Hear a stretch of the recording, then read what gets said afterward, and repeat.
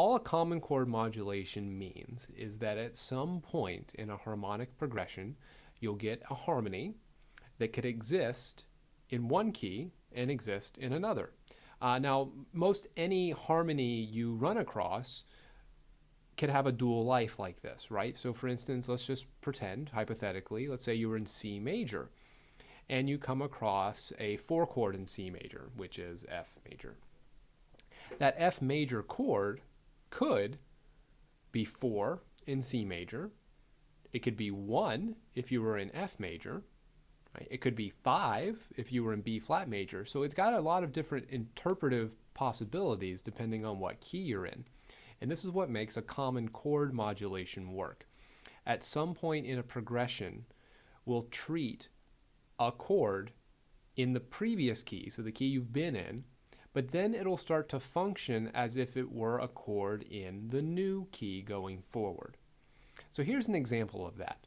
Here is a progression that has a modulation in it. Before we talk about the modulation and where it's going and how the modulation happens, let's just listen.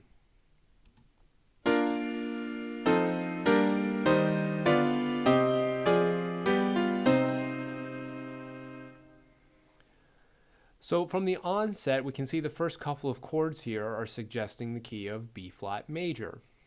We get a 1 chord followed by 5/7, and then a deceptive resolution of that dominant chord to a 6 chord. And then moving forward, things start to get a little strange, right? We get a 2/6 in B flat major, but then you start getting this B natural, and you might see B natural, and especially since we've been talking about mixture, you might be thinking, oh, well, this could be mixture of some kind. But hold the phone. We're in B flat major. B natural isn't going to really be expected even if it were a mixture, right? Because we'd be borrowing from B flat minor if that's the case.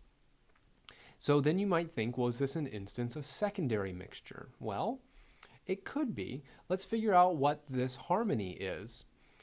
First of all, we can determine pretty quickly that the root of the harmony is the B natural. So if this is B natural, D, and F, that's a diminished 6 chord, which seems a little strange to be secondary mixture creating a diminished 6 chord.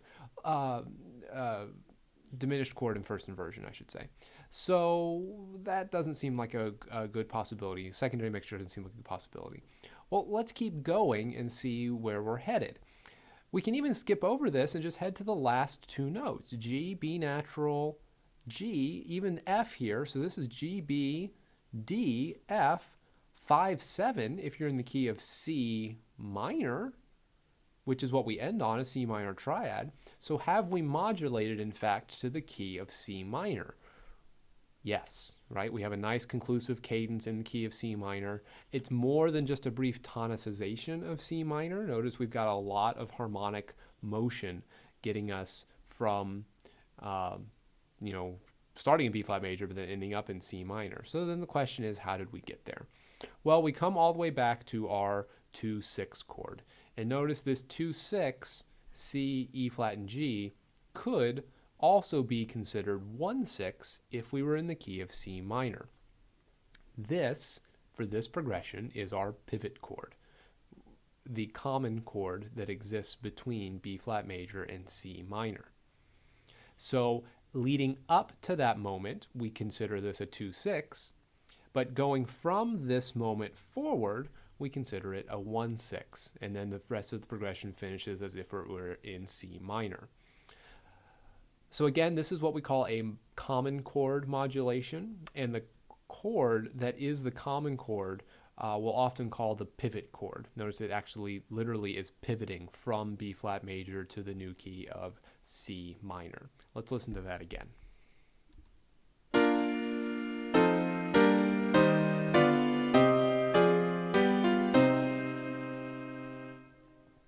A few things I'll point out.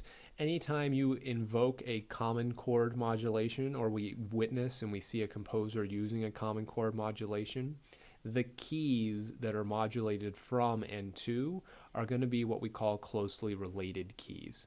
The book discusses this a little bit in the opening pages of the chapter on modulation.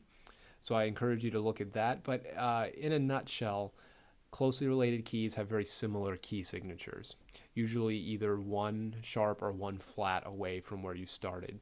So notice the key signature for B flat major is 2 flats, whereas the key signature for C minor would be 3 flats.